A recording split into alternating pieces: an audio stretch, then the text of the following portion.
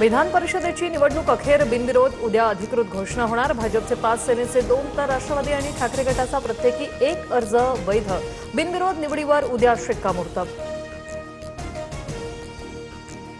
नसरापूर घटनेच्या निषेधार्थ भोर आणि राजगड तालुक्यात कडकडीत बंद। सर्व व्यापारी असोसिएशन, दुकानदार, नागरिकांकडून बंदला उत्स्फूर्त प्रतिसाद।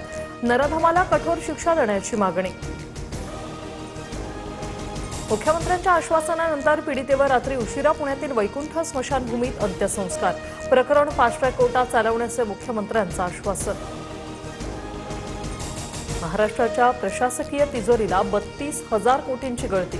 मार्च 2023 बाबत कॅगचा अहवाल समोर। कर थकवणाऱ्यांवर आरटीओ मेहरबान का, कॅगचा सवाल। मुंबईत एकाच वेळी 60 ठिकाणी सायरन टेस्टिंग। आपत्कालीन स्थितीसाठी नागरी संरक्षण दलाची चाचणी। संकटाची चाहूल लागताच आता सायरनने मिळणार इशारा।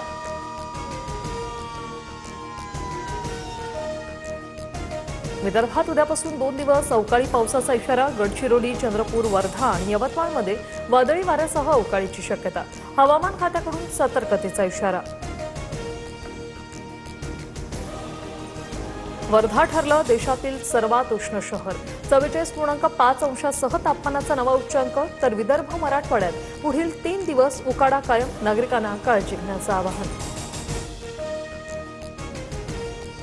परीक्षा केंद्रावर कूलर आणि शुद्ध पाणी देण्याचे नागपूर खंडपीठाचे निर्देश। उष्णतेच्या लाटेत विद्यार्थ्यांना दिलासा। परीक्षा केंद्रावरील असुविधांचीही न्यायालयाकडून दखल।